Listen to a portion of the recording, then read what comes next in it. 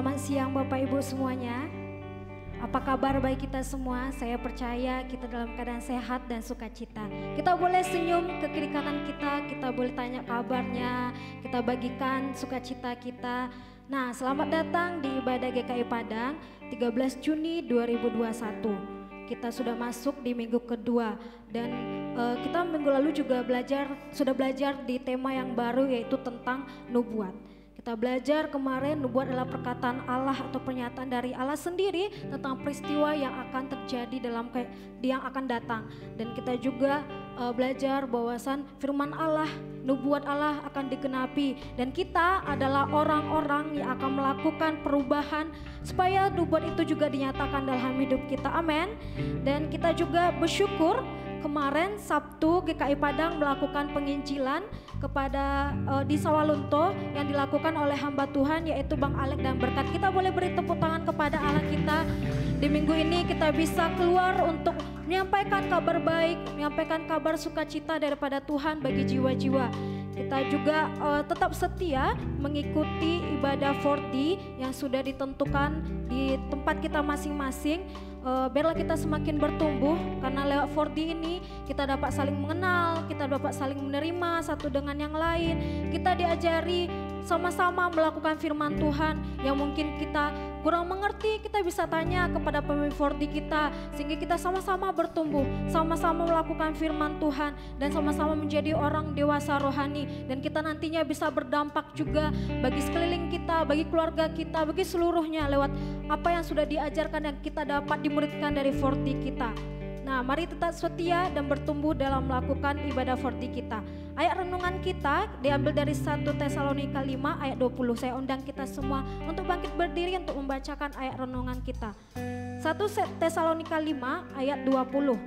Dan janganlah anggap rendah nubuat-nubuat. Mari kita baca bersama-sama. 1 Tesalonika 5 ayat 20. Dan janganlah anggap rendah nubuat-nubuat. Kita akan memasuki ibadah kita. Mari semangat, kita memuji dan menyembah Tuhan. Selamat beribadah, Tuhan Yesus memberkati. Haleluya GKI Padang. Kita tahu bahwa janji Tuhan begitu banyak dalam hidup kita. Amin. Tuhan menjanjikan kesembuhan, Tuhan menjanjikan pertolongan, Tuhan menjanjikan hidup berkelimpahan dan sebagainya. Tetapi yang kita lakukan pada saat ini adalah kita menantikan, tetap setia dengan iman, percaya, maka janji Tuhan satu persatu akan digenapi dalam hidup kita. Amin. Yang percaya kita berikan tepuk tangan yang paling meriah. Hey!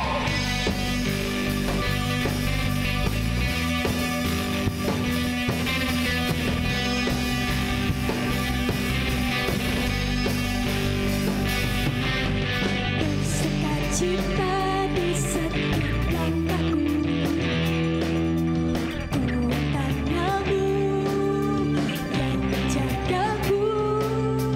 Kau melakukan kebaikan bagiku.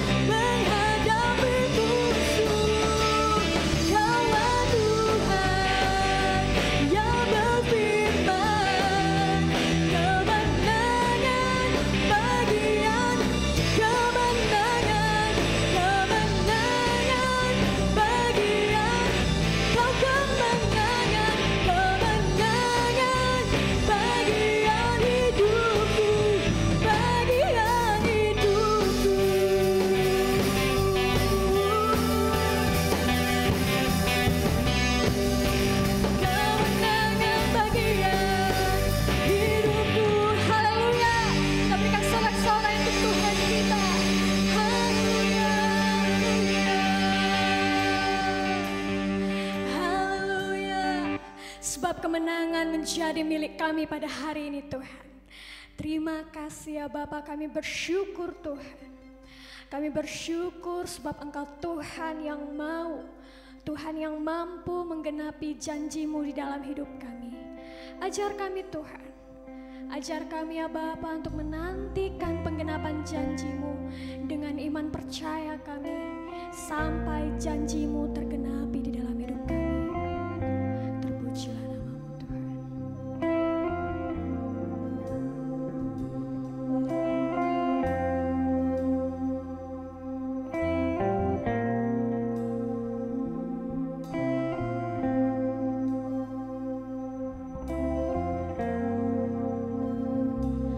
Ku hidup karena percaya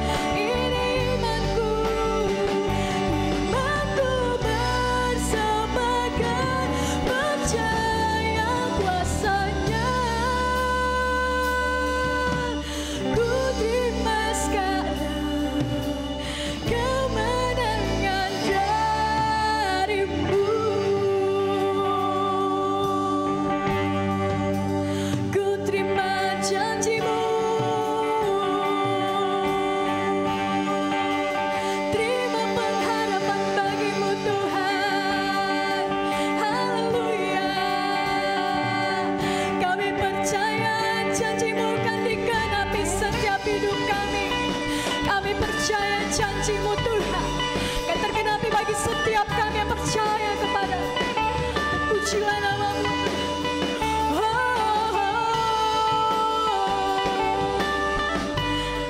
Hanya Yesus yang kami percaya. Mengikutimu, percaya dengan iman. Engkau di dalamku, Engkau jalanmu di hatiku, namamu memimpinku. Janjimu sempurna, janjimu sempurna. Aku percaya sumber harapan Tuhan takkan tergoyahkan. Dia bersamaku, Dia telah menang. Tuhan takkan tergoyahkan. Kami sembah Engkau Tuhan, kami sembah Engkau, kami puji namamu. Hanya Yesus yang layak Tuhan.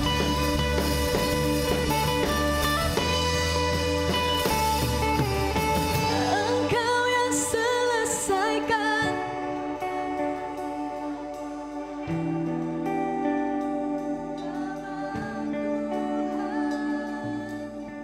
Engkau yang berperang, selamanya ku aman. Engkau yang selesaikan, Engkau yang selesaikan dengan kasih yang kekal.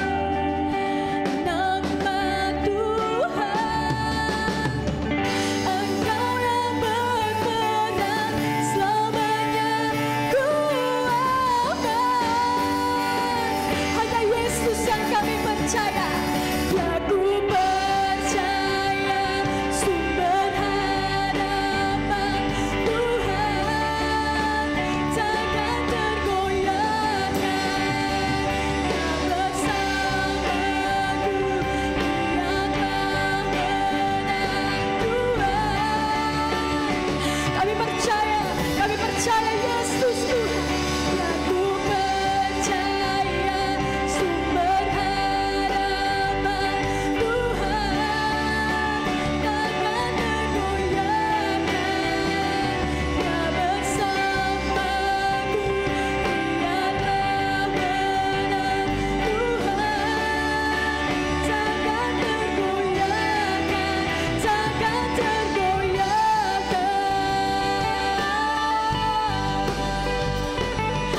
Oh Yesus takkan tergoyahkan, Kau takkan tergoyahkan.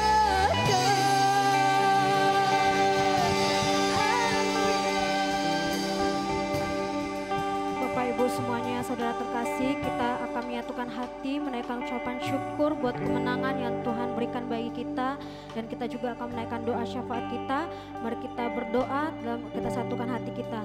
Bapa yang baik dalam surga, terima kasih Tuhan, kami bersyukur buat sepanjang minggu Engkau memberkati kami Tuhan, dan pada hari ini kami naikkan syukur kami buat kemenangan yang Tuhan berikan bagi gerejamu, bagi semua kami anak-anak-Mu Tuhan. Kami bersyukur, oh Tuhan Yesus, anak-anak-Mu telah lulus dari SMP dan SMA Tuhan. Terpujilah namamu, Engkau yang memelihara setiap kehidupan kami. Kami juga ucapkan syukur Tuhan bagi Tuhan Yesus anak-anak SBMPTN Tuhan. Terima kasih buat fisik dan rohani mereka. Oh mereka mengalami proses, mereka mengalami Tuhan selama Tuhan Yesus masa penantian mau mereka Tuhan di SBMPTN ini Bapa. Bahkan selama proses mereka menjalani SBMPTN ini Bapa. Terima kasih buat penyertaan Tuhan. Terima kasih buat kuasa Tuhan. Terima kasih kami melihat Tuhan sangat bekerja Bapa dalam kehidupan anak-anak-Mu ini Bapa. Segala kemuliaan hanya bagi-Mu Tuhan. Kami bersyukur Tuhan buat diizinkan dosen untuk mengikuti ujian susulan online Bapa. Terpujilah namamu.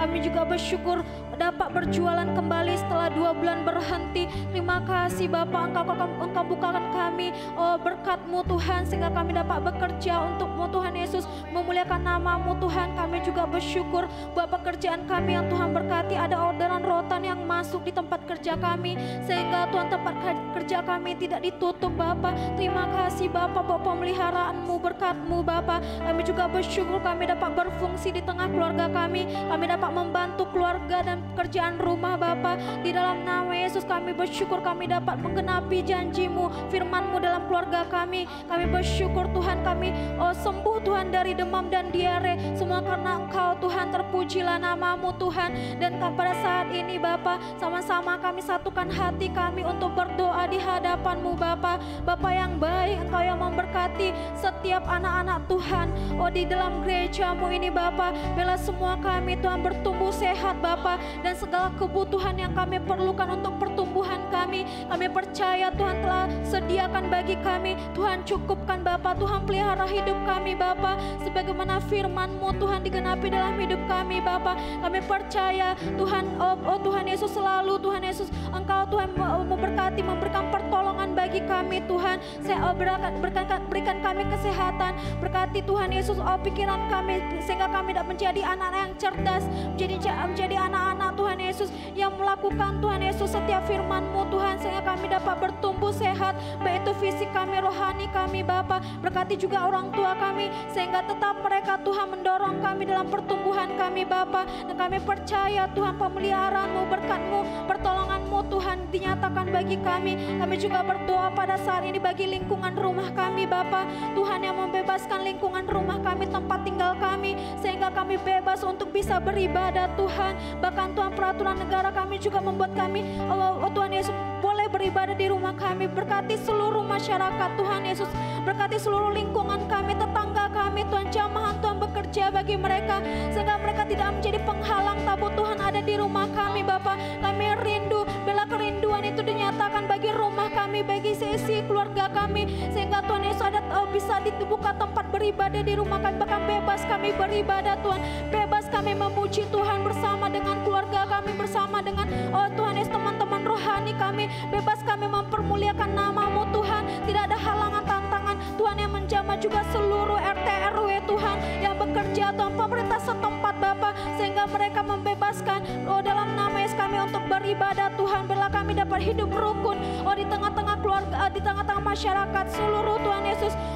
Tetangga kami juga Tuhan memiliki Tuhan tenggak rasa yang tinggi, sehingga membuat kami dapat beribadah Bapa. Terpujilah nama-Mu Tuhan. Kami juga berdoa Bapa bagi setiap jiwa-jiwa yang sudah diinjili, bagi seluruh hamba-hamba Tuhan GKI Padang Bapa, khususnya bagi minggu ini dan bulan ini Bapa, baik itu di dalam kota dan di luar kota Bapa. Jamah hati mereka mungkin yang sudah lama tidak beribadah Tuhan, berikan hati yang rindu, Roh Kudus yang berbicara bagi mereka, sehingga mereka datang menghadap Engkau Tuhan, membawa ucapan syukur mereka kepadamu. Baik juga Tuhan jiwa-jiwa yang Tuhan sedang sakit mungkin Bapa, berkati Bapa, sehingga Tuhan Yesus mereka juga merasakan jamahan lewat Tuhan Yesus perkunjungan atau penginjilan yang sudah dilakukan Bapa. Dan kami percaya setiap firman yang sudah ditabur tidak ada yang jatuh dengan sia-sia. Janji Tuhan digenapi bagi setiap jiwa-jiwa yang telah diinjili Bapa, baik juga yang sudah dikunjungi Bapa. Apapun yang mereka butuhkan, mereka dapat merasakan doa jamahan Tuhan yang telah diberikan kepada mereka. Mereka juga dapat melihat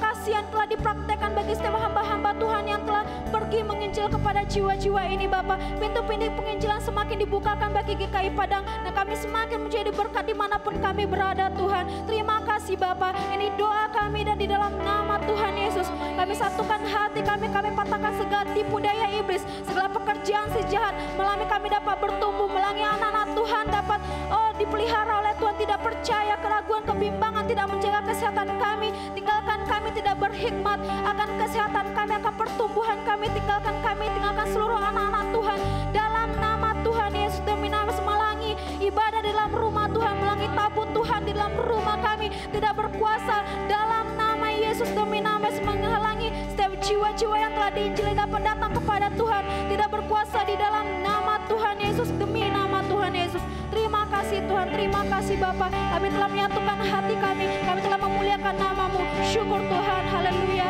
amin.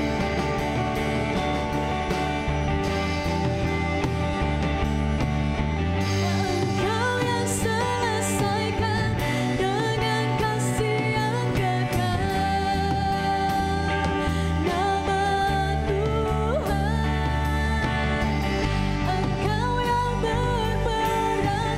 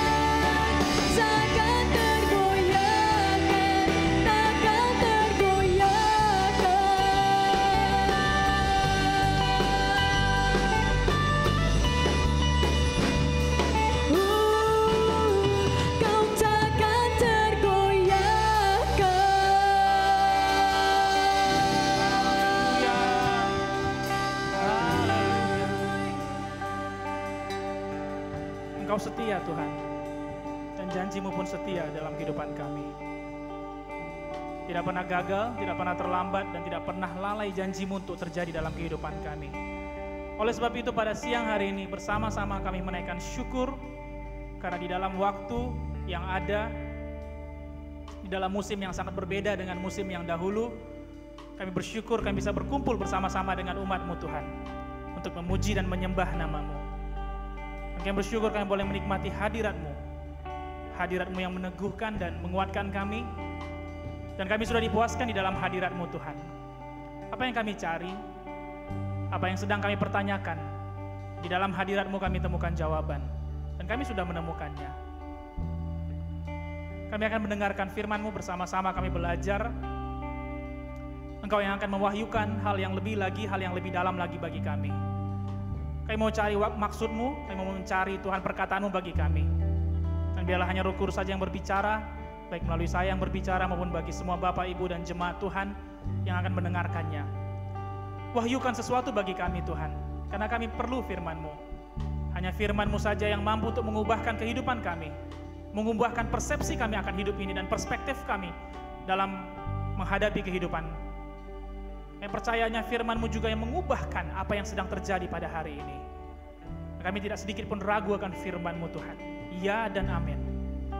Firman-Mu ya dan amin. Apapun yang terjadi pada hari ini tidak lebih besar, tidak lebih hebat daripada firman-Mu. Kami sungguh percaya dan kami sungguh yakin bahwa firman-Mu akan menjawab setiap pertanyaan, menjawab setiap hal yang sedang terjadi dalam kehidupan kami. Berdoa juga bagi teman-teman kami yang hari ini belum bisa beribadah ataupun memutuskan untuk tidak beribadah. Tuhan, Engkau mengenal hati kami, mengenal hati mereka juga. Dan Tuhan yang menggerakkan setiap hati. Kalau Engkau yang sudah menggerakkan, jangan satupun kami ada yang mengeraskan hati kami. Yang berdoa supaya mereka pun diberkati melalui ibadah streaming yang akan kami siarkan nanti. Terima kasih Bapa, berbicaralah, berkata-katalah Roh Kudus bagi kami semua, dari awal sampai akhir firman-Mu disampaikan.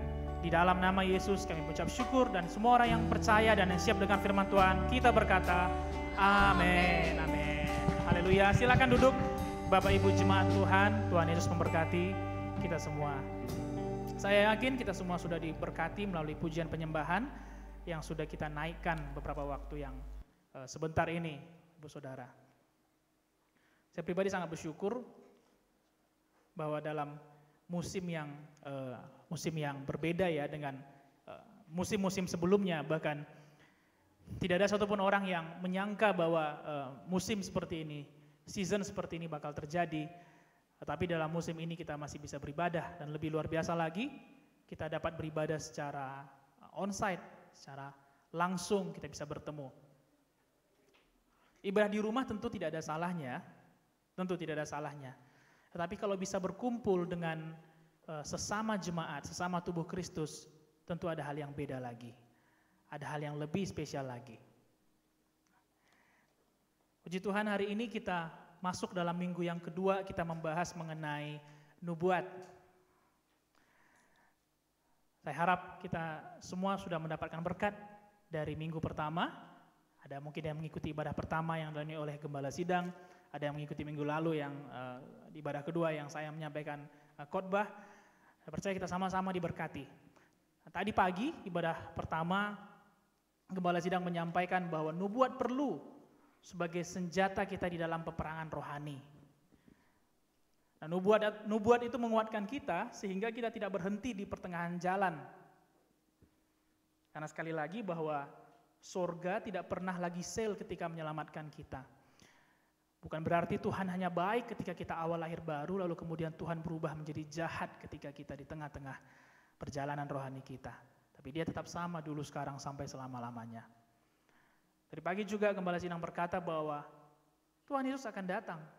Dan salah satu tandanya adalah Roh Kudus akan dan sedang dicurahkan kepada setiap orang-orang percaya dan kepada orang-orang yang akan percaya nantinya. Dan ketika Roh Tuhan itu dicurahkan, maka setiap orang, setiap anak laki-laki, anak perempuan akan mendapatkan nubuatan. Dan setiap orang-orang tua akan mendapat penglihatan, mendapatkan mimpi, dan setiap turunan mendapatkan penglihatan. Saya percaya bahwa itu pun terjadi bagi gereja kita dan semua gereja-gereja di muka bumi ini. Walaupun musim ini menghalangi kita untuk melihat nubuat, untuk melihat penglihatan. Walaupun musim ini, saya yakin kita semua sepakat bahwa ini adalah musim di mana kita sulit untuk bermimpi. Bahkan tidak sedikit orang yang mengubur mimpinya di dalam musim ini. Tapi Tuhan kita tetap sama. Musimnya boleh buruk, Tuhan kita nggak buruk. Tuhan Yesus tetap baik. Kalau musim yang lalu kita bisa bermimpi, maka musim ini pun kita bisa bermimpi. Kalau musim yang lalu pun kita bisa mendapatkan penglihatan, visi, maka musim-musim ini pun kita pun pasti bisa mendapatkan visi. Karena visi kita bukan tergantung musim. Kalau visi kita digantungkan, dijangkarkan kepada musim, maka visi kita akan kehilangan seiring dengan musim berganti. Namun marilah kita menggantungkan visi kita kepada Tuhan Yesus saja, sauh bagi jiwa kita. Selama musim berganti, kasihnya nggak pernah berganti, maka kita akan bisa bervisi. Jangan katakan 2021, saya pikir ini masih musim yang sama. Saya pikir tahun ini nggak akan lebih baik dari 2020. So, untuk apa sih aku susun visi? So, untuk apa sih aku menyusun mimpiku di dalam Tuhan? Karena tahun ini bakal sama seperti 2020 sebelumnya.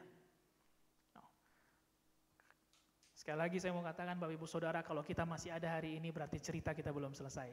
Dan Tuhan mau tuliskan yang baik dalam kehidupan kita. Haleluya. Judul firman Tuhan kita pada ibadah kedua yaitu kita punya sesuatu di dalam kita. We have something in us. Kita punya sesuatu di dalam kita. Kita lihat sekali lagi firman Tuhan pada minggu yang lalu dalam Kejadian 1 ayat 26 sampai 28. Kejadian 1 ayat 26 sampai 28. Berfirmanlah Allah, baiklah kita menjadikan manusia menurut gambar dan rupa kita, supaya mereka berkuasa atas ikan-ikan di laut dan burung-burung di udara dan atas ternak dan atas seluruh bumi dan atas segala binatang melata yang merayap di bumi.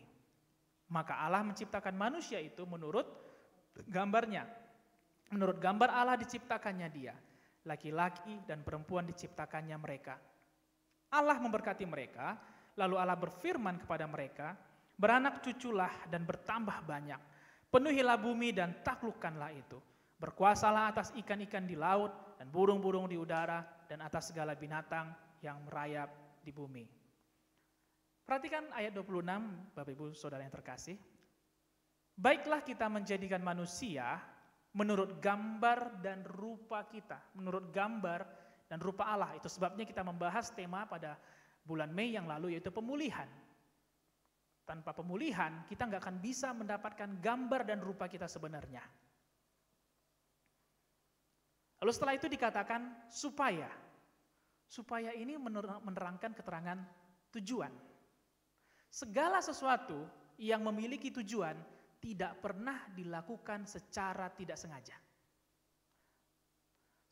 Segala sesuatu yang punya tujuan, maka itu dilakukan secara sengaja. Saya mau katakan bahwa Allah sengaja menciptakan manusia untuk suatu tujuan, untuk suatu purpose. Ada kata supaya pada ayat 26. Dan supaya ini menunjukkan tujuan hidup kita. Inilah tema besar kita 2021 yaitu tujuan, purpose. Yaitu supaya kita berkuasa atas ikan-ikan di laut dan burung-burung di udara, dan atas ternak, dan atas seluruh bumi, dan atas segala binatang melata yang merayap di bumi. Itu tujuan Tuhan. Dan tujuan itu sudah diberikan sejak awal.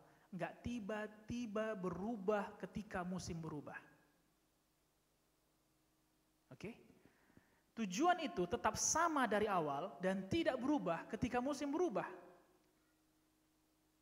Ayat 28, Allah memberkati mereka, lalu Allah berfirman kepada mereka, dan sekali lagi Allah mengulangi firman yang sama. Allah mengulangi tujuan yang sama. Nah, pada minggu yang lalu kita bahas bahwa ayat 28 adalah suatu perintah yang tidak langsung terjadi. Beda dengan penciptaan, hari-hari penciptaan sebelumnya, semuanya langsung terjadi. Tapi beranak cucu, bertambah banyak, penuhi bumi dan menaklukkan itu tidak langsung terjadi. Ayat 28 adalah nubuat Tuhan bagi manusia. Jadi kalau kita belajar sekali lagi pengertian nubuat, minggu lalu kita sudah belajar, hari ini kita belajar lebih dalam lagi. Nubuat adalah pernyataan di awal mengenai tujuan Tuhan yang akan terjadi di kemudian hari. Nubuat adalah pernyataan di awal mengenai tujuan Tuhan yang akan digenapi, yang akan terjadi di kemudian hari. Ketika Allah sampaikan beranak cucu dan bertambah banyak, itu nggak langsung terjadi. Ketika Allah menyampaikan bahwa Dia membentuk manusia sesuai gambar dan rupa Allah supaya, dan tujuannya nggak langsung terjadi. Bahkan harus ada keluar dari Taman Eden, harus ada perbudakan di Mesir, dan harus ada peristiwa-peristiwa lainnya, nggak langsung terjadi.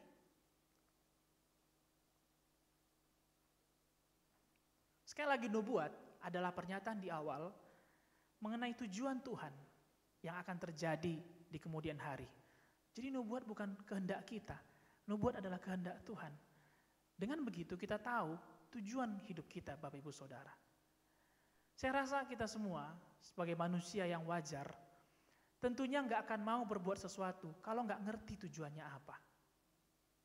Orang makan supaya kenyang. Orang bekerja supaya bisa menghasilkan gaji dan kemudian bisa hidup. Orang membeli mobil supaya mereka bisa berkendaraan, membawa keluarganya, dan bisa terlindung dari hujan dan panas. Orang beli motor supaya mereka lebih simple, lebih fleksibel, tidak tergantung macet. Setiap yang kita lakukan ada tujuannya, bukan? Setiap yang kita putuskan, setiap manusia wajar, pasti mereka memiliki tujuan di dalam kehidupannya. Demikian juga, nggak mungkin kita bisa bersemangat, bergairah, nggak mungkin kita bisa tetap menyala untuk mengikut Tuhan kalau kita nggak tahu tujuan kehidupan kita.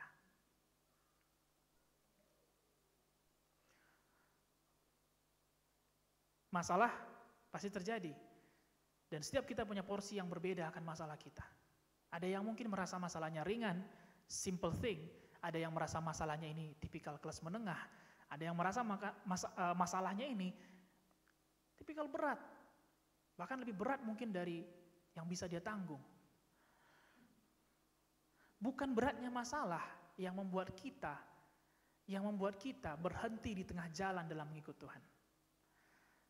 Tapi karena kita mulai kehilangan tujuan kita di dalam Tuhan.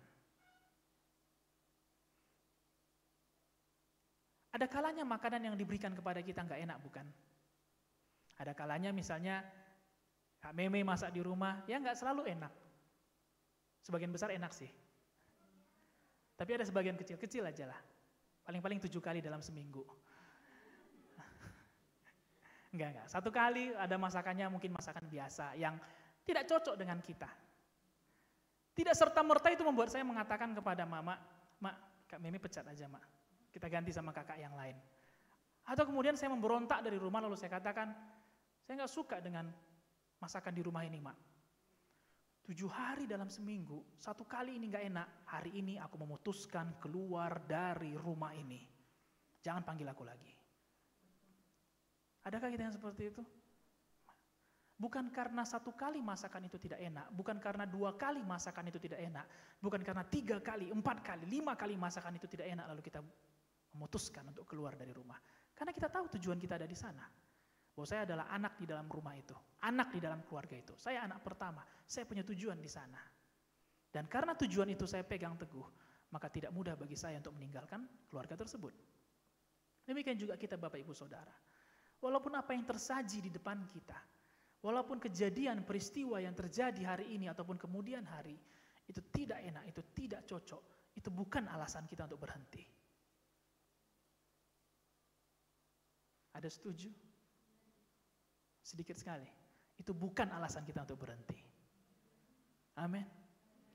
Karena selama kita mengerti tujuannya, maka kita tahu di balik penderitaan kita ada tuayan dengan sorak-sorai.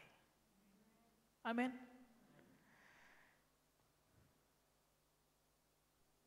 Nah, kita kembali lagi bahwa tujuan Tuhan itu diberikan kepada manusia dan diberikan secara sengaja. Nubuat supaya terjadi, itu perlu ada orang yang menangkapnya.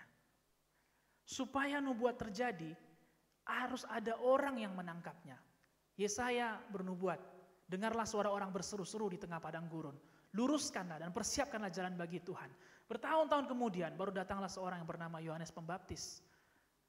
Yang datang sebelum Yesus dan melakukan baptisan air. Tuhan datang kepada Abraham lalu mengatakan, keluar dari Ur Kasdim. Bawalah keluargamu, aku akan membawa engkau ke tanah perjanjian. Ke tanah yang kujanjikan kepadamu dan kepada keturunanmu. Dan aku akan membuat keturunanmu banyak seperti bintang di langit, banyak seperti pasir di pantai. Apakah itu langsung terjadi? Enggak. Tuhan sampaikan kepada Musa, aku mendengar seruan orang Israel, aku mendengar seruan umatku, tangisan mereka, penderitaan mereka di tanah Mesir. Dan aku menunjuk engkau sebagai penyambung lidahku. Supaya nubuat terjadi, perlu ada orang yang menangkapnya.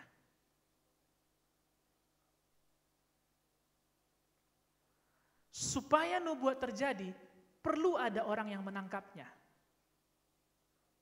Kenapa ini perlu kita mengerti pada siang hari ini Bapak Ibu Saudara? Karena banyak orang suka dengar nubuatan, tapi belum tentu siap untuk menangkapnya. Bahkan ketika mendengar janji Tuhan, yang dia suruh adalah Tuhan yang memenuhi janjinya.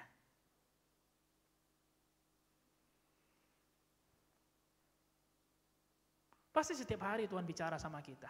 Dalam masalah yang kita hadapi, dalam sakit yang sedang kita hadapi.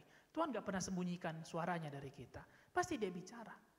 Tapi ketika nubuat itu, ketika pernyataan roh itu disampaikan kepada kita, kita terima atau kita tangkis. Mungkin kita gak abaikan, kita amini. Kita yakin, yes, amin Tuhan, itu pasti terjadi. Tapi apakah setelah itu kita mau mengerjakannya?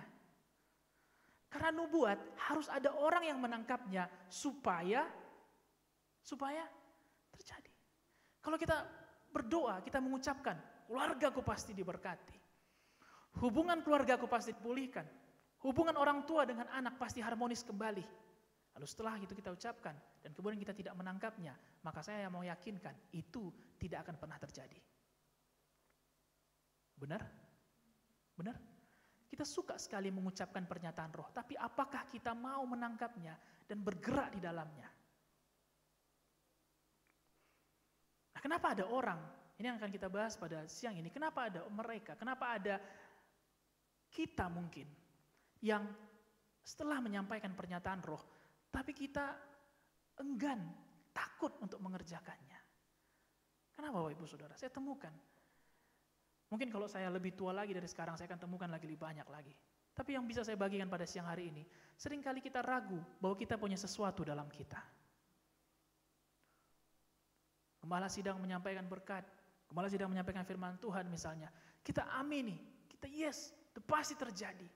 Tapi setelah kita keluar dari gedung gereja, kita kembali kepada kehidupan kita. Kita enggan untuk menangkapnya. Dan akhirnya bukan nubuat itu gagal, tapi nggak terjadi karena tidak ada yang menangkapnya. Haleluya. Tidak ada yang menangkapnya. Kenapa nggak ada yang menangkap? Karena kita ragu, apakah aku mampu untuk mengerjakannya? Kita lihat Musa. Dalam Keluaran 3 ayat 7 sampai 10. Keluaran 3 ayat 7 sampai 10.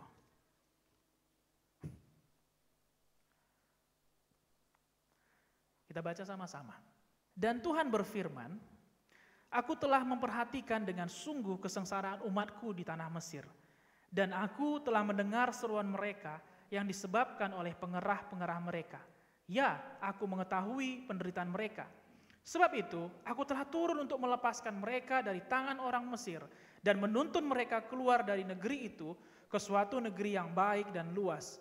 Suatu negeri yang berlimpah-limpah susu dan madunya, ke tempat orang Kanaan, orang Het, orang Amori, orang Feris, orang Hewi, dan orang Yebus. Sekarang seruan orang Israel telah sampai kepadaku. Juga telah kulihat betapa kerasnya orang Mesir menindas mereka. Ayat 10. Jadi sekarang pergilah, aku mengutus engkau kepada Firaun untuk membawa umatku orang Israel keluar dari Mesir. Ini kabar baik atau kabar buruk? Kabar baik.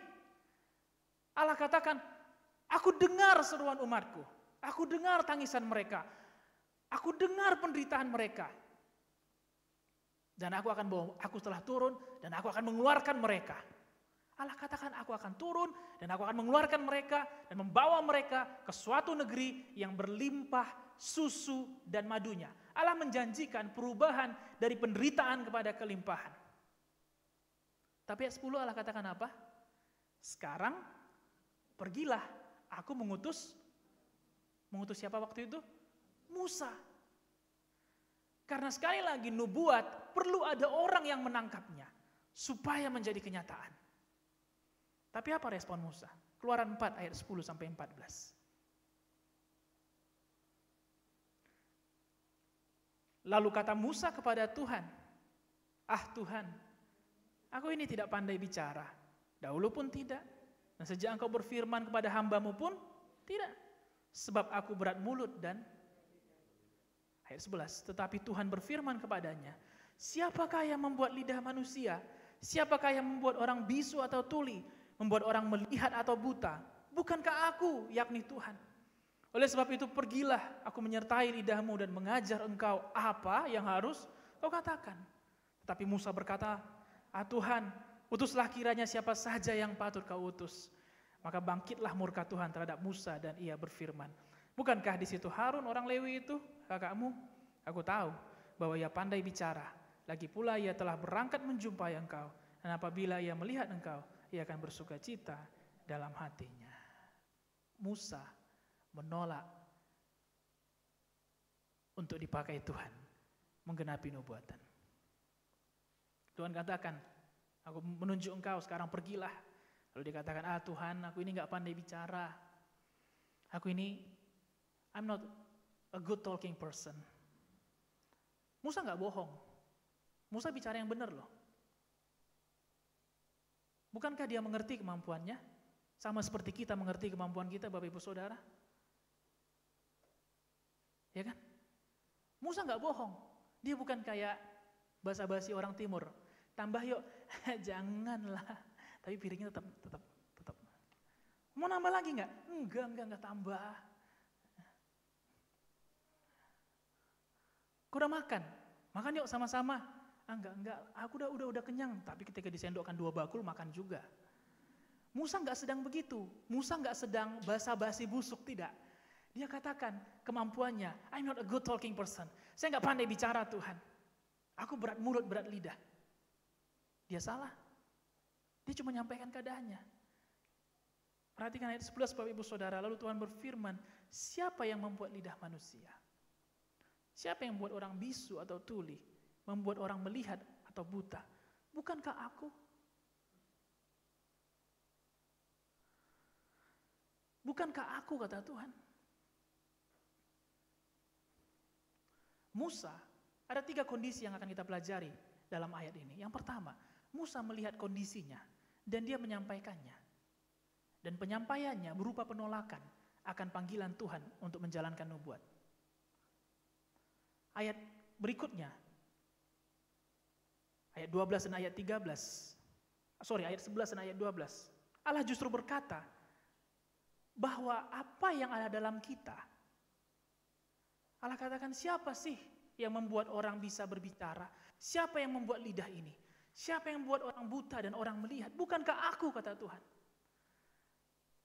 Tuhan melihat bukan kondisi kita, tapi yang Tuhan lihat, adalah potensi dalam diri kita.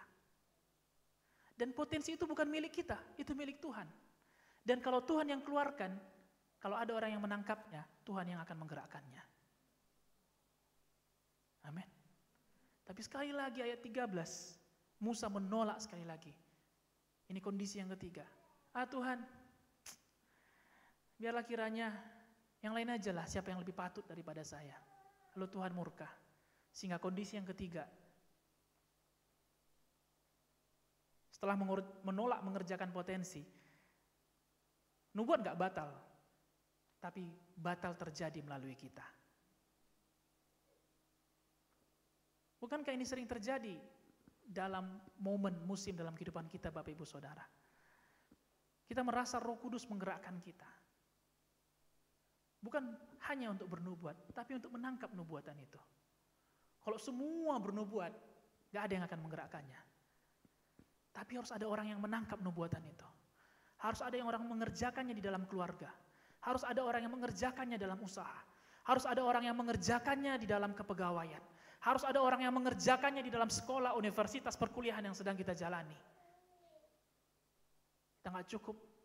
Minggu lalu kita membahas untuk berkuasa di dalam alam roh. Untuk terlebih dahulu menjadi agent of change di dalam alam roh. Nah, setelah kita mengubah alam roh, kita siap untuk menangkapnya dan membawanya dalam kehidupan nyata. Ini sesuatu yang ada dalam kita. Kita sebut namanya potensi. Sama-sama kita katakan potensi.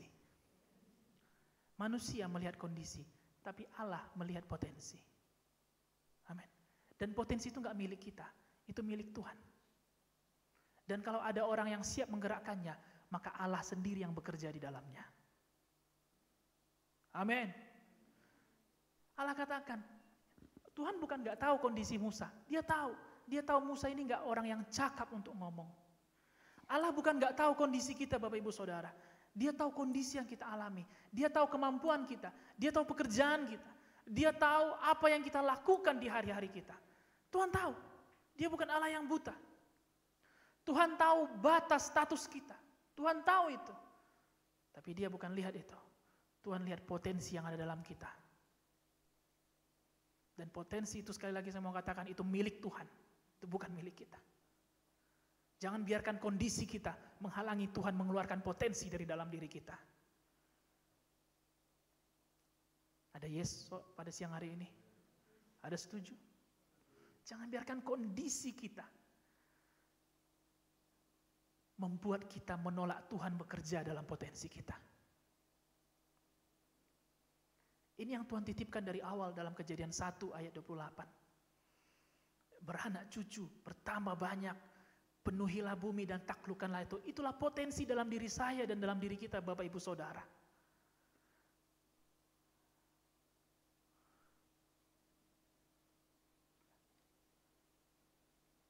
Nubuat itu membuat kita bisa mengeluarkan potensi kita dan mengerti tujuan daripada potensi itu.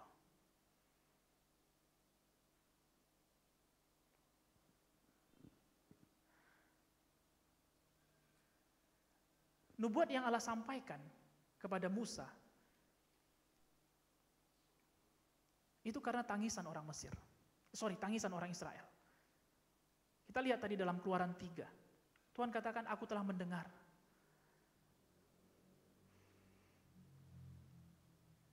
Potensi yang ada dalam diri kita itu diberikan Tuhan. Bukan untuk kepentingan kita sendiri. Kenapa Allah menemui Musa? Karena ada tangisan orang Israel. Perhatikan ini. Kenapa Allah menemui Musa? Karena ada orang yang menangis akan beratnya penindasan yang mereka rasakan di Mesir. Lalu Allah menjumpai Musa dan menyampaikan pengutusannya. Menyampaikan potensi yang dia miliki. Potensi yang kita punya, yang ada pada diri kita pada hari ini, itu bukan karena kehebatan kita. Itu bukan karena kehebatan kita. Tapi karena Allah mau menjawab tangisan orang lain. Potensi yang kita miliki, tujuannya adalah menjawab krisis yang sedang terjadi. Itulah tujuan potensi. Saya buat di sini bahwa tujuan dari potensi adalah untuk menjawab krisis yang sedang terjadi. Allah mau menjawab krisis orang Israel. Dan Dia perlu Musa untuk bergerak, menanggapi, meresponi nubuatan itu. Allah mendengarkan seruan keluarga kita. Allah mendengarkan seruan teman-teman kita. Allah mendengarkan seruan kita. Amin. Allah mendengarkan itu, Bapak Ibu Saudara. Allah mendengarkan krisis yang sedang terjadi. Apa yang terjadi pada hari ini? Krisis yang sedang terjadi pada hari ini. Allah kita mendengarkan. Dan jauh sebelum Dia mendengarkan itu, Dia sudah titipkan potensi dalam diri kita. Haleluya. Bukan karena sedang terjadi baru Dia titipkan hari ini. Perhatikan ini. Bukan karena baru terjadi hari ini, baru kemudian Allah ingat, aduh aku titipkan hari ini. No, dia sudah titipkan itu sejak kita lahir. Sebabnya firman Tuhan berkata, bukan kamu yang memilih aku, tetapi aku yang memilih kamu. Itu menjadi berkat bagi banyak bangsa.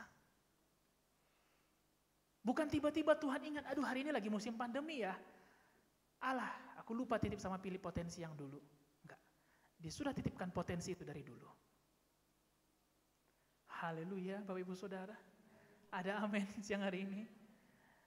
Saudara masih bisa melihat potensi yang ada dalam diri saudara. Itu enggak terjadi hari ini. Dia sudah titipkan. Krisis yang terjadi pada hari ini, berulang-ulang kita bahas. Bahkan Ibu Gembala Sidang pun mengatakan, krisis yang terjadi hari ini enggak di luar agenda Tuhan. Ini enggak di luar catatan Tuhan. Ini enggak tiba-tiba terselip dalam agendanya. Itu sudah terjadi.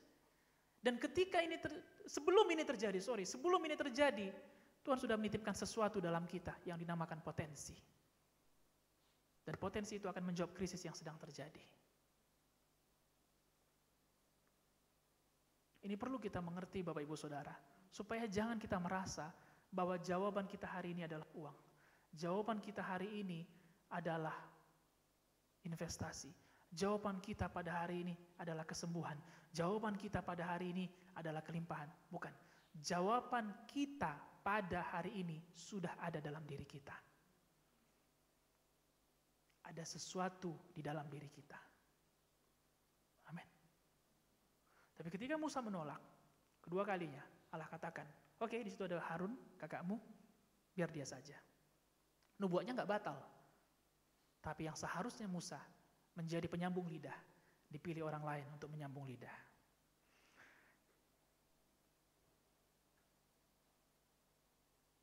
Potensi yang ada dalam diri kita bisa berbanding terbalik dengan kemampuan yang terlihat. Namun sekali lagi, Allah tidak akan bernubuat kepada manusia kalau ternyata di dalam diri kita nggak ada potensi.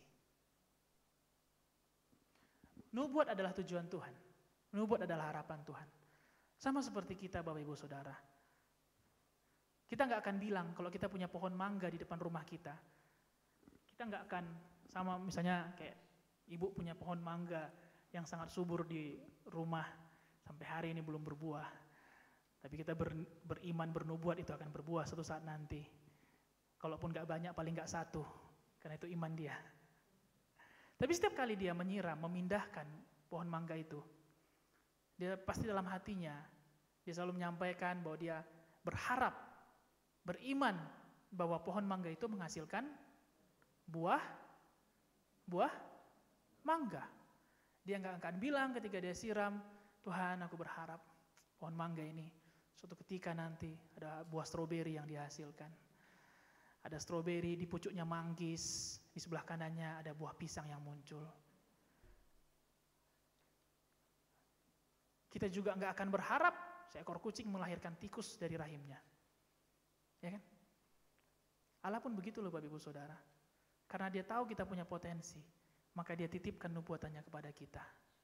Kalau tohnya kita nggak punya sesuatu dalam kita, tentu Allah pun tidak akan mempercayakan nubuatan kepada manusia ciptaannya.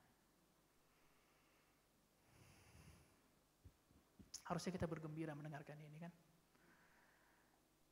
Kalau kita nggak punya sesuatu dalam diri kita, kalau kita nggak punya potensi dalam diri kita, saya yakin Tuhan pun nggak akan titipkan nubuatan itu untuk kita kerjakan.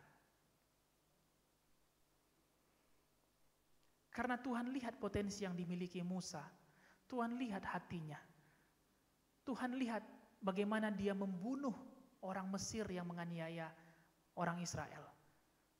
Tuhan lihat bagaimana keberanian Musa. Maka Tuhan sampaikan. Tapi Musa menyampaikan kondisinya. Ini yang sering terjadi. Kita selalu menutupi potensi karena ada kondisi.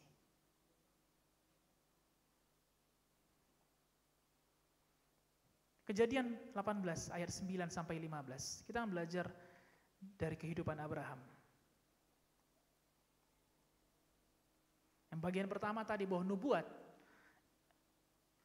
itu bertujuan sehingga kita mengetahui potensi yang ada dalam diri kita, dan itu diberitahukan agar potensi itu mencapai tujuannya.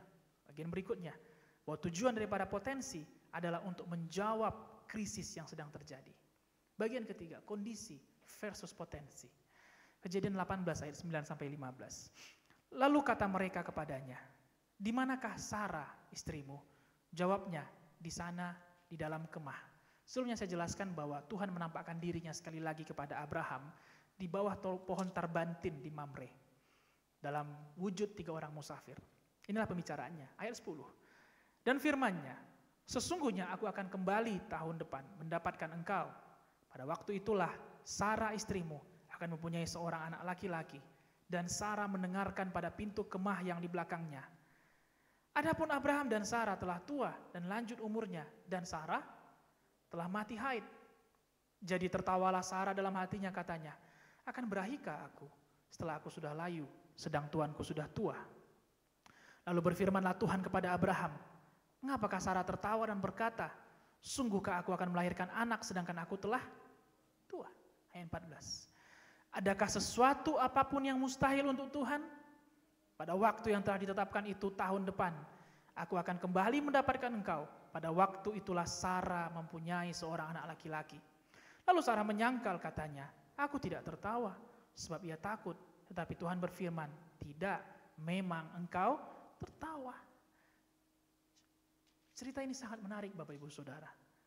Karena untuk kesekian kalinya, Allah menjumpai Abraham dan menyatakan janjinya. Tetapi lucunya, kali ini janji Tuhan disampaikan dalam kondisi yang tidak mungkin. Tapi kali ini nubuat Tuhan disampaikan dalam kondisi yang tidak mungkin. Pasal-pasal sebelumnya, ketika Abraham dipanggil keluar dari Ur Kasdim, pada waktu itu dia berusia 75 tahun. Dan Allah menyampaikan janjinya, Allah menyampaikan nubuatannya. Dan Abraham tampak begitu percaya, sangat beriman akan janji itu. Karena pada waktu itu kondisinya masih memungkinkan. Sama-sama kita katakan memungkinkan. Tapi dalam Keluaran yang kita baca tadi, Keluaran 18 ayat 9 sampai 15, Allah menyampaikan janjinya di dalam kondisi yang tidak memungkinkan. Apa kondisinya? Yang pertama, Abraham sudah 99 tahun, 24 tahun setelahnya. Yang kedua, Sarah sudah mati haid, nggak ada lagi haidnya. Secara ilmu medis Bapak Ibu Saudara, tidak ada orang, tidak ada wanita yang tidak lagi haid atau kita katakan menopause yang bisa hamil. Karena nggak ada lagi ovum ataupun sel telur yang akan dibuahi. Lalu kemudian Sarah tertawa. Dia bukan tertawa senang ya, wow amin janji Tuhan, bukan. Dia tertawa nyindir. Buta kan mungkin dia pikir. Kau lihat nggak, aku udah tua, udah nggak ada haid lagi. Dia bukan tertawa bahagia. Amin. Dia bukan tertawa bahagia, dia tertawa menyindir. Woi musafir, woi 3 orang, tapi di belakang. Mungkin kau belum lihat aku kali ya, mungkin menurutmu aku masih kayak princess kali. No, aku sudah tua, aku sudah mati haid, sudah layu. Ayat 14, Allah menjawab sama seperti Allah menjawab Musa. Adakah sesuatu apapun yang mustahil untuk Tuhan? Adakah sesuatu apapun yang mustahil untuk Tuhan? Sama seperti ketika Tuhan menjumpai Musa, dia katakan, siapa yang menciptakan lidah? Siapa yang menjadikan orang bisu dan tuli? Siapa yang menjadikan orang buta dan melihat? Bukankah aku? Hal yang sama Allah katakan kepada Abraham ketika Sarah meragukan janjinya. Dia katakan, menurut kamu, adakah yang mustahil bagiku? Bapak Ibu Saudara, Abraham bukan tidak melihat janji Tuhan. Dia sudah melihat bagaimana dia menang melawan raja-raja. Dia bisa berdoa bagi Sodom dan Gomora. Abraham juga sudah melihat bagaimana dia diselamatkan dari tangan Abimelek. Abraham sudah melihat bagaimana apa yang dia kerjakan berhasil dan beruntung. Dia bukan dalam kondisi tidak pernah melihat janji Tuhan. Dia sudah melihat janji Tuhan. Dan sekali lagi Allah memperlihatkan janjinya, tapi lucunya janjinya ini dalam kondisi yang tidak mungkin. Dan itu membuat Abraham tidak percaya. Dan itu membuat dia tidak percaya. Karena kondisinya nggak mungkin. Bukankah saya dan Bapak Ibu Saudara yang di sini, kita pernah ada atau mungkin sedang ada dalam kondisi itu? Mungkin ada yang digerakkan Tuhan, ada yang digerakkan Roh, mulai usaha ini, mulai kerjakan ini.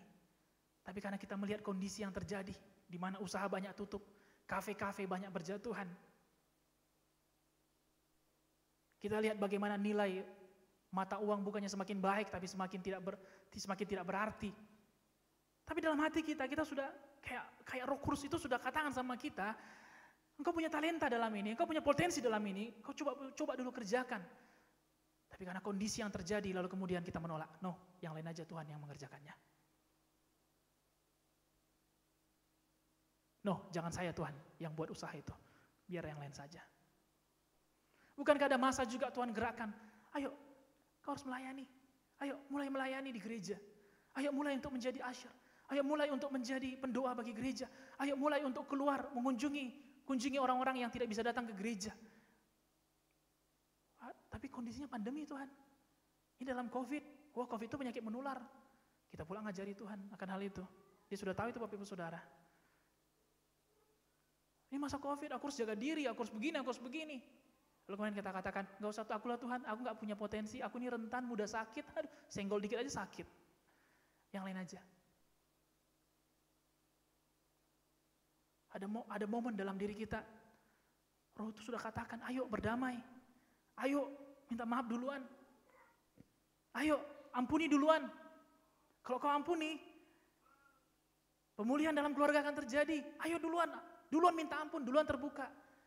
Lalu kita lihat kondisinya Tuhan, bukan aku yang salah, dia yang salah. Tuhan tahu itu Bapak Ibu Saudara. Dia bukan buta akan kondisi itu. Kondisinya Tuhan, bukan aku yang salah, dia duluan yang minta ampun. Enggak, aku enggak mau mengampuni duluan. Padahal pemulihan sudah di dekat mata kita. Pemulihan sudah di depan mata kita, tapi karena kita tidak mau mengerjakannya, menangkapnya, itu menjadi terlewat.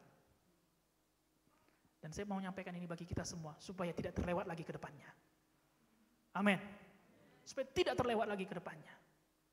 Jangan karena kondisi yang tidak memungkinkan. Setiap minggu kita mendengarkan, setiap minggu kita diteguhkan, bahwa Tuhan kita setia, Dia baik dan melakukan hanya pekerjaan baik. Tapi setelah kita kembali lalu kita melihat, aku gak punya apa-apa. Kondisinya ini begitu berat. Kondisinya ini nggak mungkin. Mungkin janji Tuhan itu bukan bagiku, tapi bagi yang lain. Mungkin bukan bagiku. Mungkin bagian aku hanya untuk melakukan firman Tuhan, tapi bukan untuk menerima janji Tuhan. Hati-hati Bapak Ibu Saudara. Bagian kita orang percaya, salah satunya adalah menggenapi janji Tuhan. Amin. Amin. Walaupun itu di tengah kondisi yang tidak memungkinkan. Dan memang ada kalanya Allah kita lucu. Dia menyampaikan janjinya di musim yang tidak memungkinkan. Amin. Ya enggak sih? Ada kalanya Tuhan kita begitu lucu. Tuhan Yesus begitu lucu sehingga Dia menyampaikan sesuatu di musim yang tidak memungkinkan.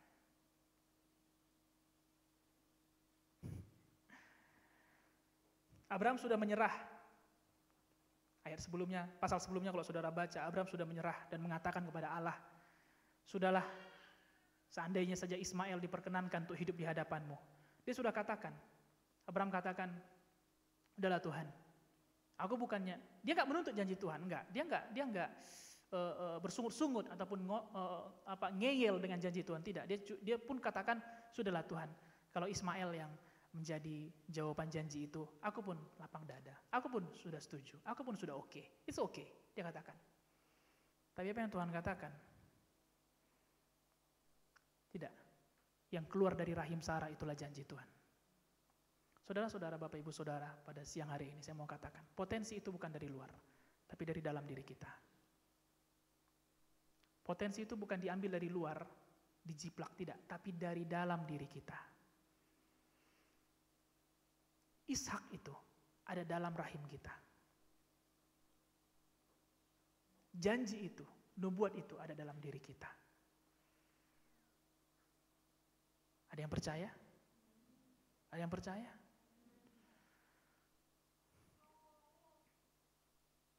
Abraham sudah katakan, udahlah Ismail saja. Tidak.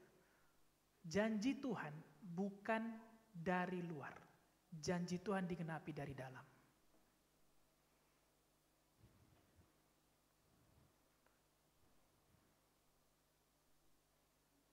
Dan kita lihat dari apa yang kita baca mengenai Musa dan Abraham, di bagian yang terakhir ini. Seringkali kondisi menghalangi kita untuk menangkap dan mengerjakan potensi yang Tuhan berikan. Saya berharap Bapak Ibu Saudara, supaya setelah kita mendengarkan firman Tuhan pada hari ini, dalam ibadah pertama dan ibadah kedua, saya sangat percaya dan sangat berharap bahwa kita orang percaya, kita punya potensi dalam diri kita. Mari, lebih sibuk kita mencari potensi itu ketimbang lebih sibuk melihat kondisi. Ada 3 hal kondisi yang mungkin mengaburkan potensi. Yang pertama, kondisi keluarga. Gideon, sebelum dia diangkat menjadi hakim, Allah menjumpai dia. Allah menunjuk Gideon untuk menjadi hakim atas bangsa Israel. Lalu dia katakan, Tuhan, kau tahu, sukuku ini suku paling kecil dari orang Israel. Aku ini pun orang paling muda di sukuku.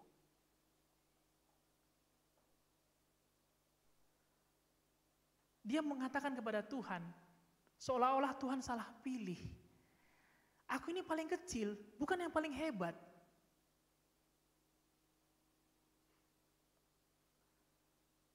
Sama seperti apa yang dialami oleh Daud. Ketika Nabi Nathan mencari siapa yang akan menjadi pengganti Saul, dia melihat abangnya Daud, Abinadab, begitu baik, begitu rupawan.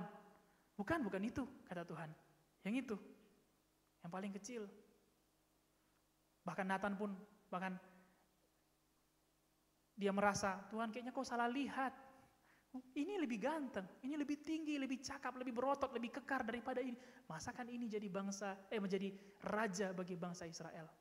Seringkali kita merasa kondisi keluarga kita tidak cocok dengan nubuat yang Tuhan sampaikan.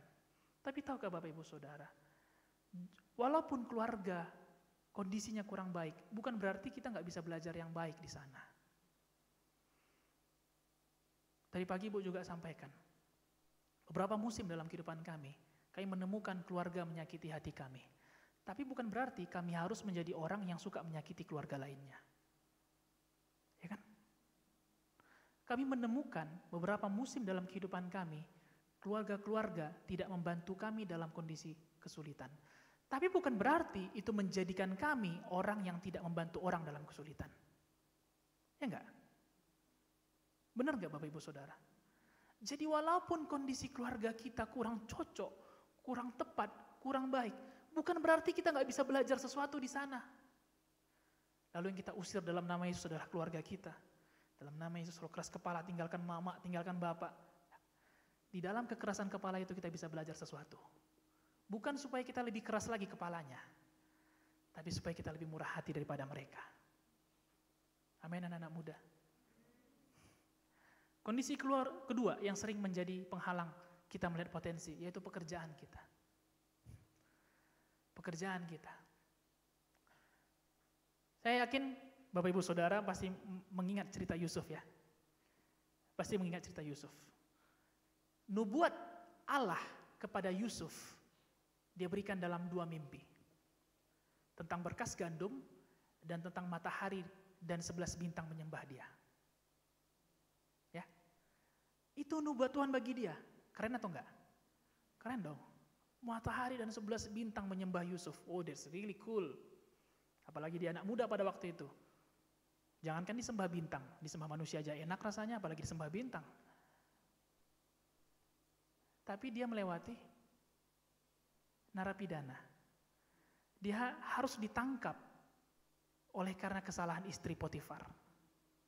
Dia menjadi seorang narapidana. Saya kira kita masing-masing pun mengertilah apa pekerjaan daripada seorang napi. Gak ada seorang napi yang kerjanya menandatangani surat kontrak ya. Menandatangani surat kontrak, seorang napi. Apa hari ini tender kita? Oh iya. Gak ada pekerjaan seorang napi yang kerjanya mengaturkan perusahaan. Enggak. Kerjaan napi pasti mencuci penjara, mungkin menyiapkan makanan antara mereka, membuat kreativitas di dalam penjara, dan saya nggak tahu apakah kondisinya mungkin lebih buruk daripada kondisi penjara pada hari ini. Tapi Yusuf tidak melihat pekerjaan itu. Yang dia lihat panggilannya lebih besar daripada itu. Di bagian pekerjaan ini saya mau katakan, jangan karena hinanya pekerjaan yang kita lakukan pada hari ini. Jangan karena kecilnya, jangan karena sepelenya, jangan karena nggak ada artinya pekerjaan yang kita lakukan pada hari ini.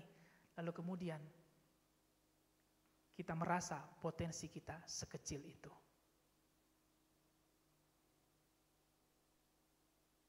Nggak ada amin kayaknya. Amin Bapak Ibu Saudara. Jangan karena kecil yang kita lihat.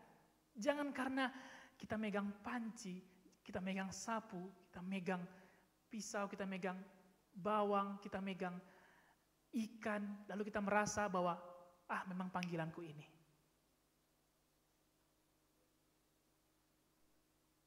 Memang panggilanku, ya begini-begini saja. Ketika Allah memanggil Petrus, di tangannya adalah jala nelayan. Lalu dia katakan, hari ini engkau akan kubuat menjadi penjala manusia. Enggak ada dasarnya. Enggak ada dasarnya. Tapi Petrus tidak melihat jala yang di tangannya. Dia melihat panggilan Tuhan. Bapak Ibu Saudara, maukah hari ini kita mengubah apa yang kita lihat? Bukan kecilnya yang kita, karena kecil, karena sepele, karena hina, lalu kita ngerasa, apalah yang kubuat ini? Tambah lagi kondisinya berat, lalu kita merasa cuma inilah potensi kita. Tidak, potensi kita jauh lebih besar daripada pekerjaan yang kita lakukan. Kondisi yang ketiga yang sering menghalangi adalah komunitas. Jangan salah pilih komunitas di mana kita tertanam, Bapak Ibu Saudara. Jangan salah memilih komunitas. Saya mengundang semua pelayan untuk boleh maju ke depan.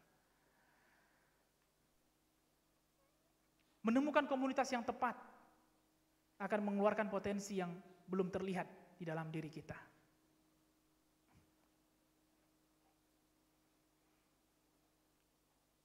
Jangan salah milih komunitas. Keluarga kita nggak bisa pilih.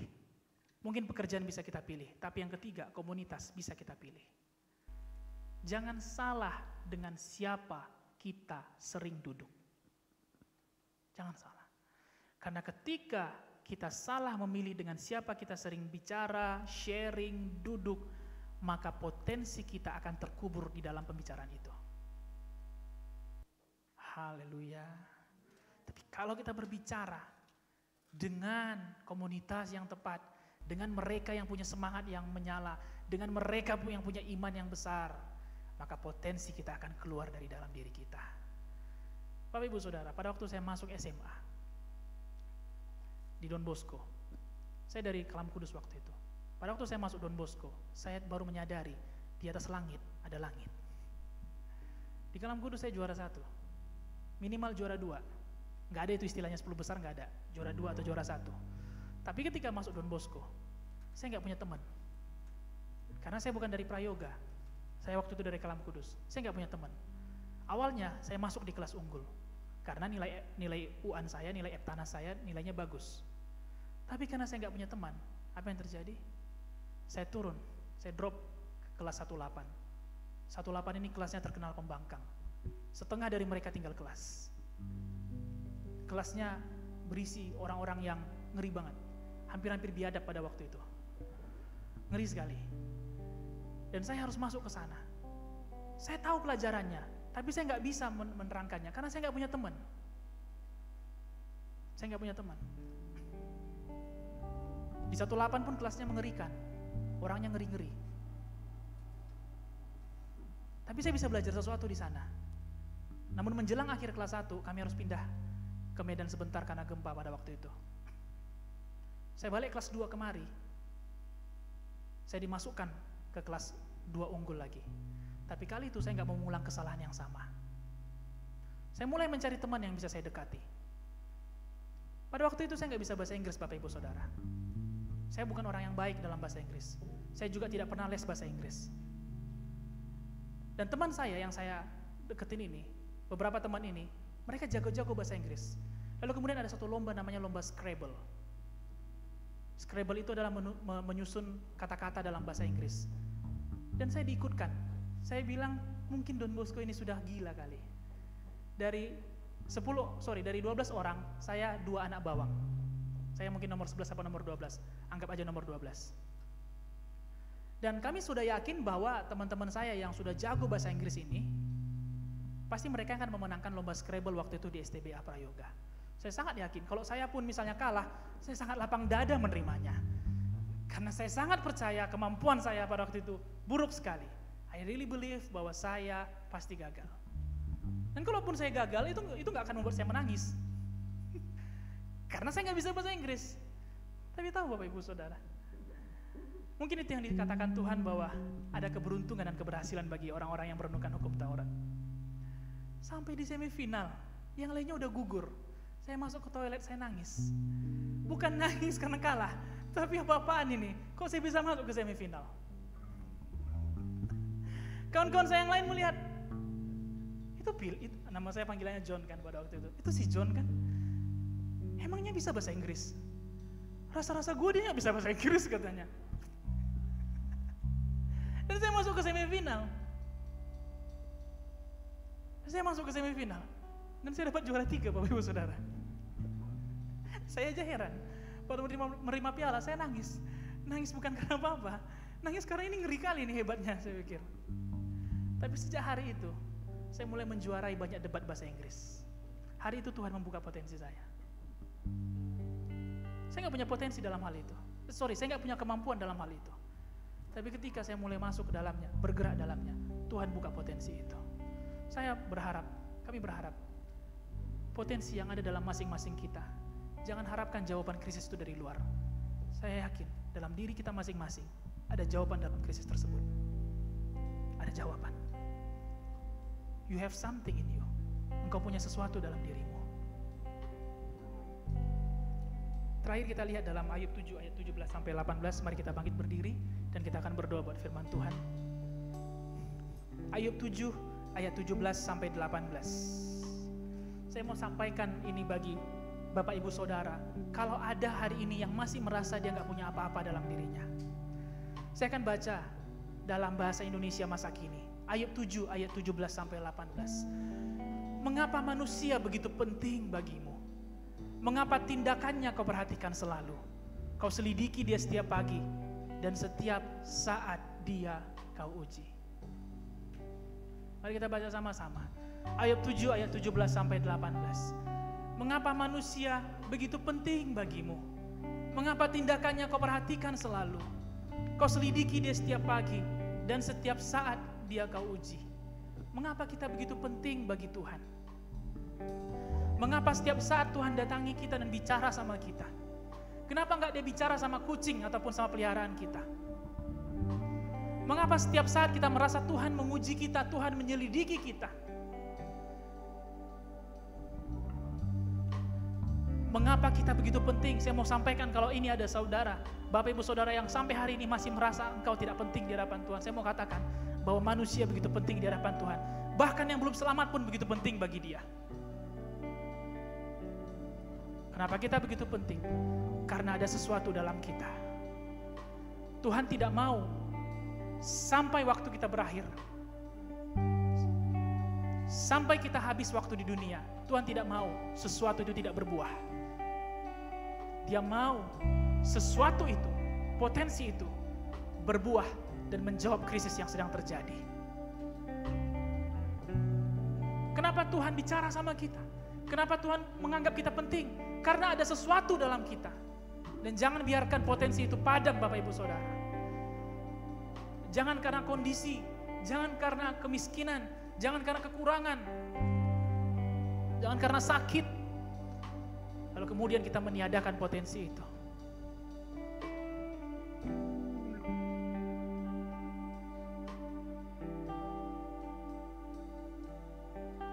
Saya percaya kita semua diberkati melalui firman Tuhan ini. So bagi kita semua yang diberkati, mari sembahlah Tuhan. Sembahlah Tuhan.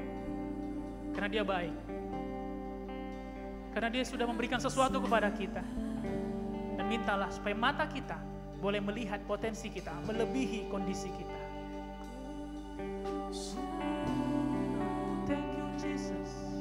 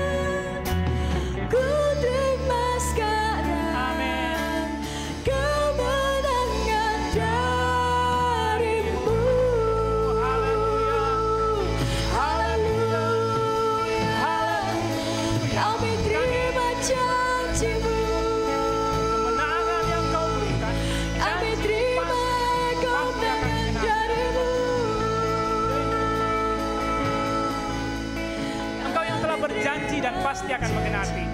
Kami tidak akan pernah ragu akan janji-Mu. Kalau beberapa waktu sebelumnya kami sempat ragu, namun firman-Mu pada siang hari ini mengajari kami untuk tidak sedikit pun ragu akan janji-Mu Tuhan. Amen. Walau dalam kondisi tidak memungkinkan sekalipun, nubuat-Mu, janji-Mu tidak pernah gagal. Pernyataan daripada-Mu tidak akan pernah gagal. Oleh sebab itu kami mau dan siap untuk menerima dan untuk mengerjakan potensi yang Kau titipkan kepada kami. Amen. Kalau beberapa waktu sebelumnya kami melihat bahwa kami tidak punya apa-apa. Hari ini kami disadarkan bahwa kami punya sesuatu di dalam diri kami. Dan apa yang ada dalam diri kami itu akan menjawab krisis yang sedang terjadi pada hari ini. Kami percaya akan janji-Mu. Dan kami percaya bahwa potensi yang ada dalam diri kami jauh lebih besar daripada krisis yang sedang terjadi. Karena yang memiliki potensi itu adalah Allah semesta alam sendiri. Allah yang tidak pernah gagal akan janjinya. Tuhan, terima kasih buat kasih-Mu. Terima kasih untuk firman-Mu. Kami boleh dikuatkan dan diberkati. Tuhan, terima kasih buat semua para pelayan-pelayan yang sudah melayani, yang sudah berdoa dan mempersiapkan semuanya Tuhan. Tuhan yang berkati mereka semua. Dan kami berdoa bagi persembahan kami. Dengan iman kami memberikan kepadamu Tuhan.